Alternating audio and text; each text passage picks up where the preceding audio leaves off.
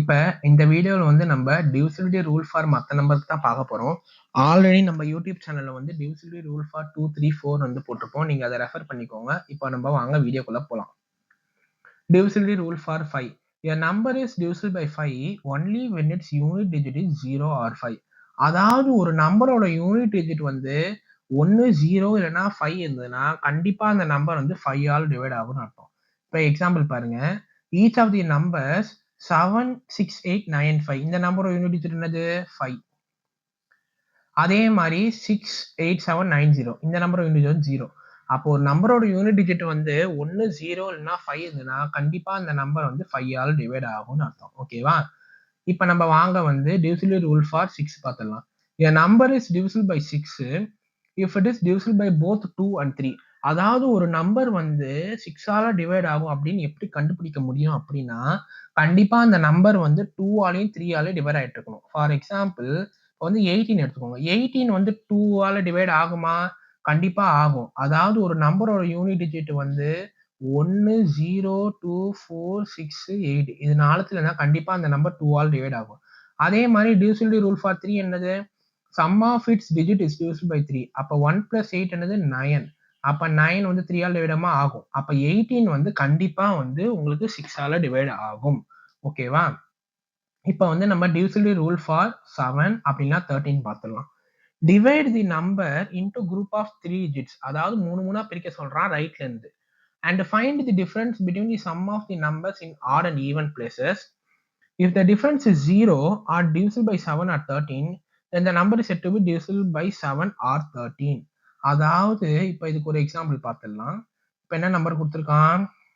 4, 5, 3, 7, 7, 9, 2. இப்போ வந்து ரைட்ல இருந்து 3 பிரிக்க சொல்றான். அப்போ 7, 9, 2, 5, 37, 4, 1.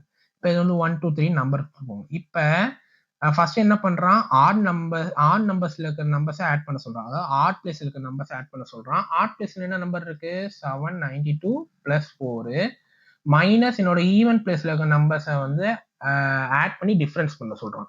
அப்போ உங்களுக்கு என்ன கிடைக்கும்? உங்களுக்கு 792 பிளஸ் 4 வந்து 796 மைனஸ் 537 இது வரைக்கும் நம்ம பண்ணோம்னா உங்களுக்கு வந்து 259 வரும். ஓகேவா?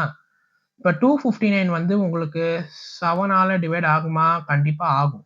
என்னது? 7 3s are 21 பேலன்ஸ் வந்து 4 7. ஓகே. அதே சமயம் 259 வந்து உங்களுக்கு 13 ஆல் டிவைட் ஆகுமா? ஆகாது. ஏன்னா உங்களுக்கு வந்து ஏதோ 19.9 சம்திங் வருது. அப்ப இந்த குறிப்பிட்ட நம்பர் உங்களுக்கு 7 ஆல மட்டும்தான் டிவைட் ஆகும். ஓகேவா?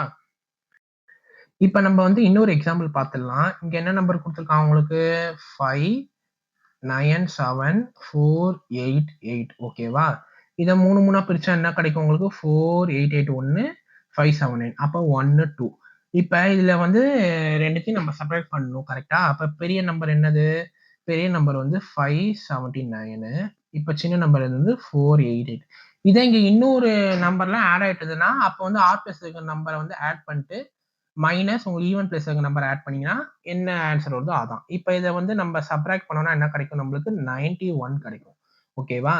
இப்போ இந்த 91ங்கிற நம்பர் வந்து கண்டிப்பா உங்களுக்கு 7 ஆல டிவைட் ஆகும். கரெக்டா? உங்களுக்கு என்ன வரும்? 13 வரும்.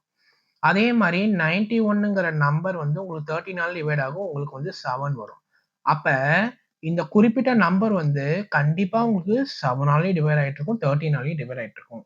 இந்த வீடியோ உங்களுக்கு பிடிச்சிருந்தா லைக் பண்ணுங்க, ஷேர் பண்ணுங்க. ஏதாவது டவுட் இருந்ததுன்னா கமெண்ட் பண்ணுங்க, சப்ஸ்கிரைப் பண்ணுங்க. தேங்க்யூ.